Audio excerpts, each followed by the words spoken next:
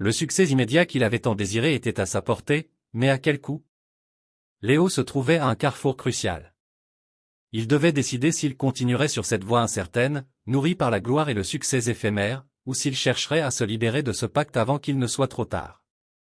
Ses rêves de grandeur l'avaient conduit à un dilemme moral complexe, où chaque choix semblait porter son lot de sacrifices et de conséquences.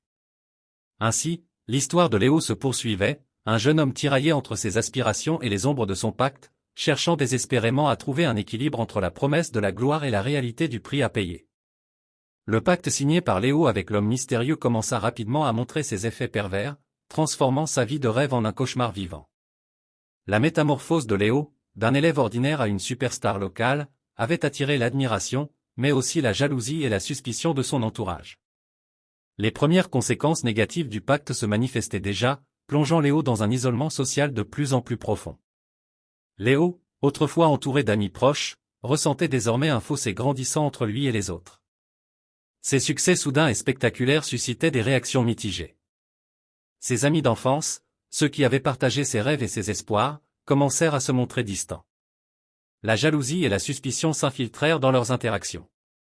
Ils ne comprenaient pas comment Léo avait pu changer si radicalement en si peu de temps.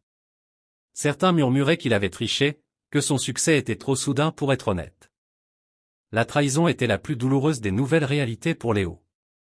Un jour, en arrivant à l'école, il découvrit que des rumeurs malveillantes circulaient à son sujet. Des amis proches, ceux en qui il avait le plus confiance, avaient contribué à ses commérages.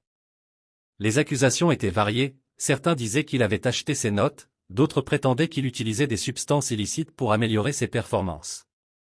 Ces insinuations infondées étaient autant de coups de poignard pour Léo, qui se sentait de plus en plus isolé. Si vous êtes nouveau sur la chaîne, n'oubliez pas d'activer la cloche de notification et de vous abonner à la chaîne pour ne rien rater de nos prochaines histoires. Cette situation affectait également sa relation avec ses parents. Bien qu'ils fussent fiers de ses accomplissements, ils ne pouvaient ignorer les changements dans son comportement.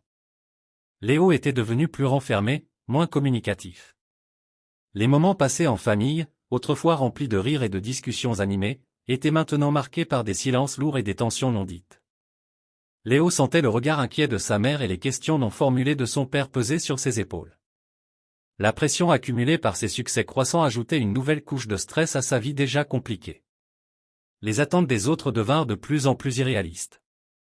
Ses professeurs, impressionnés par ses résultats spectaculaires, augmentèrent leurs exigences, convaincus que Léo pouvait tout accomplir.